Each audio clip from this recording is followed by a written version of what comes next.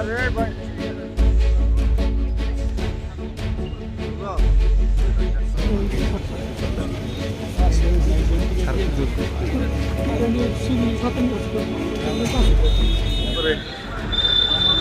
পেলাম, খবর পেয়ে এখানে আসলাম যে ব্লাডসাম ক্লাবের পূজা ওরা পুজো মণ্ডপ বানিয়েছিল, সেখান থেকে যা শুনলাম পুজো মণ্ডপের পেছনেই ক্লাব।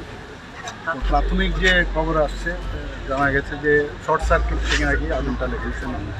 তো পুরো ইনভেস্টিগেশনের পর বা রিপোর্ট আসার পরেই কী কারণে আগুনটা লাগলো সেটা বোঝা যাচ্ছে। এমনিতে আমি ডিএম সাহেবকে বলেছি যা আমাদের ডিজাস্টার ম্যানেজমেন্ট থেকে বা অন্য কোনো খাতের থেকে যদি হেল্প করা যায়, বলছেন সেটা করে।